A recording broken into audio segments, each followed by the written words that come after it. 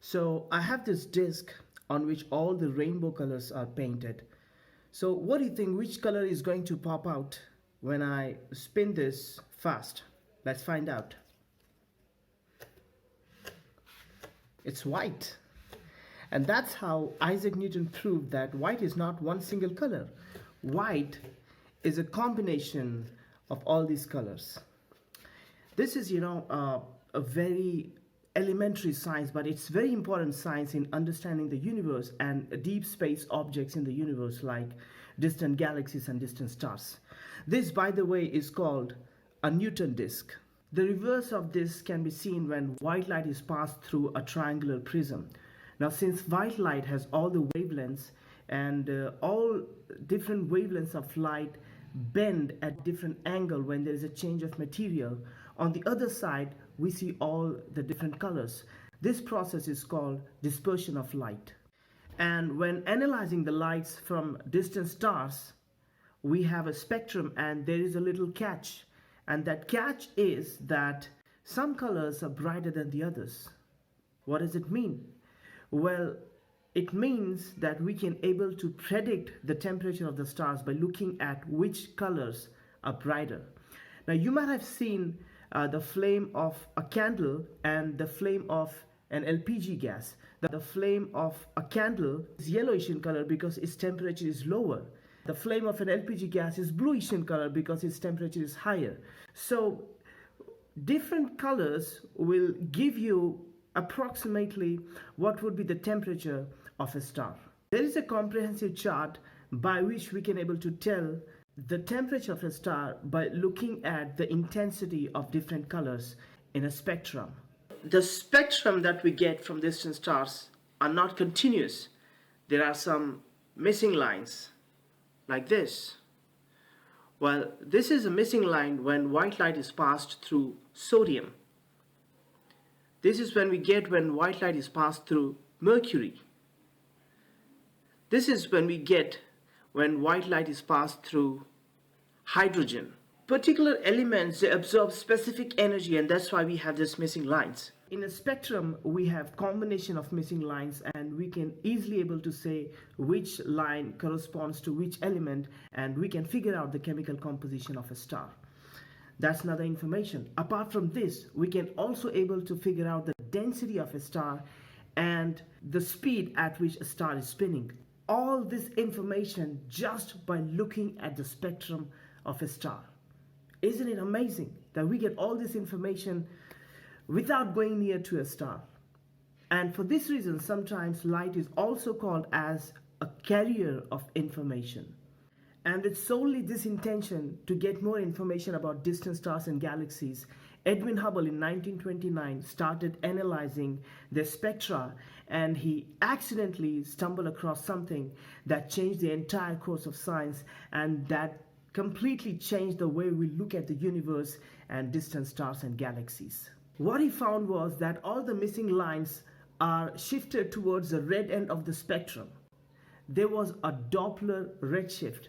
Now, I have made another video on Doppler effect and what Doppler redshift is. You can find the link in the description. This means that all the distant stars and galaxies are not stationary, but they're constantly moving away from us. And another observation was that the farther away a star or a galaxy is, the faster it is receding away from us. He made a graph between distance and the speed at which the distant galaxies are receding away from us. And he found a linear relationship, a straight line. This is called the Hubble's law. V is equal to h0d, where v is the velocity of recession, h0 is the Hubble's constant, and d is the distance of the galaxy from us. And what he did was that he extended this line backward, and it was meeting at 0. What does it mean? So the conclusion that we can draw from all the galaxies receding away from us is that the universe is expanding. And if it is expanding, if we can somehow film the universe and watch it in reverse, we can see that whatever is going away is all coming back to one central point. And this is what it means. Rewind far enough, and everything gets closer together. All the galaxies, in fact, every single thing, converges to a single point.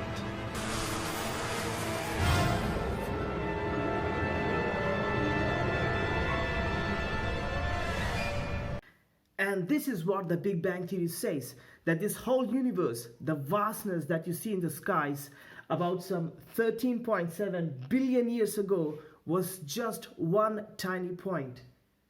Like this, an infinite mass, hot and dense. Well, you can at least able to see this dot. This whole universe was smaller than this dot. It was smaller than an atom. This is called a singularity. And for some reasons, it just erupted and everything that we see today came into existence. Well, there are a lot of unanswered questions. Well, the first question would be, what is making all these galaxies move away from each other?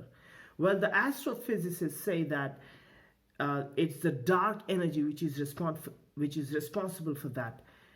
In fact, everything that you see in the universe, all the stars, planets, you and me, they all make up less than 5% of the matter. And the remaining 95% in the universe are dark matter and dark energy. And we really don't know what they really are. It's a big mystery. We are surrounded by dark matter and dark energy. Mysterious forces that permeate the universe. Scientists can observe the effects of these cosmic enigmas, but as yet, they have found nothing. The second question would be, what made this tiny singularity of infinite mass just erupt? For what reason? This is our infant universe.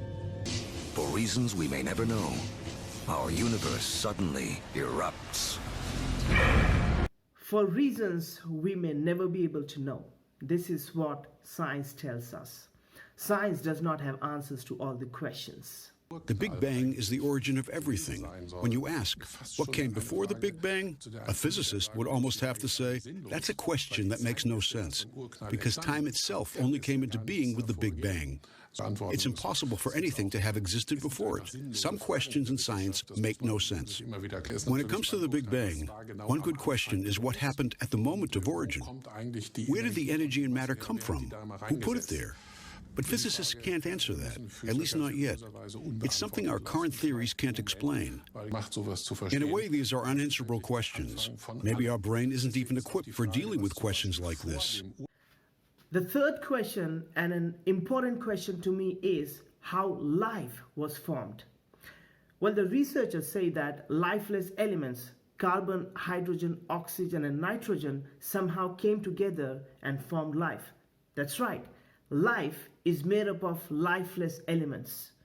3.8 billion years ago, beneath the surface of our primeval oceans, 6 simple elements, including hydrogen from the Big Bang, and oxygen, carbon, and nitrogen created by stars, have combined to form the key substances that will make up all life, including us.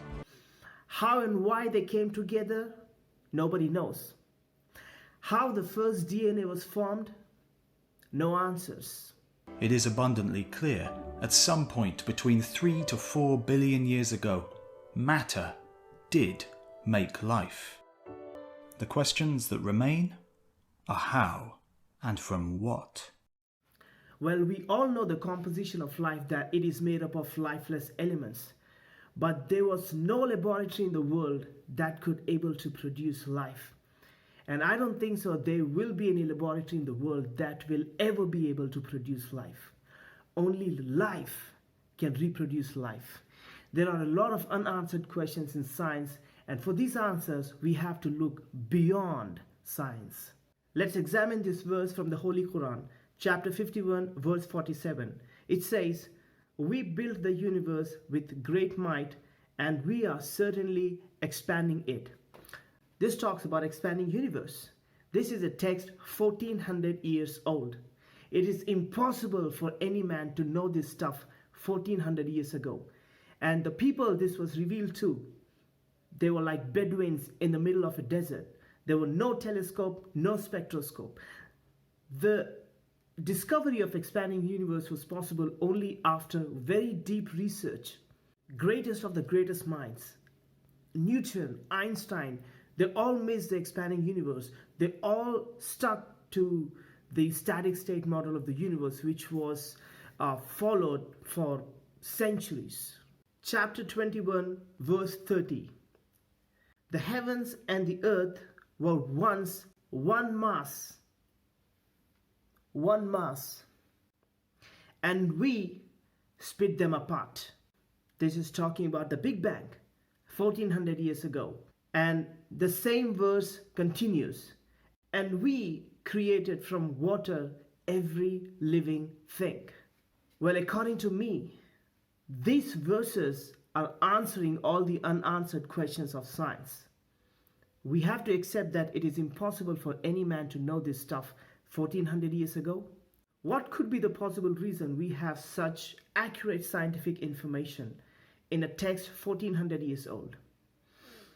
Well, it could be from somebody who knows this universe well. It could be from somebody who might have created this whole universe. That could be the only possible explanation. Otherwise, any man to know this? No way. And these are answering all the unanswered questions of science. What is making all the galaxies move apart? It's the Creator's power. Why it all happened in the first place? What made the singularity just explode? It was the Creator's wish. What is life? It's a creation. These are the answers we get when we look beyond science. And we have to accept that there is an extraterrestrial intelligent creator, an intelligent being who is responsible for all this. I hope you find this video helpful. Thanks for watching.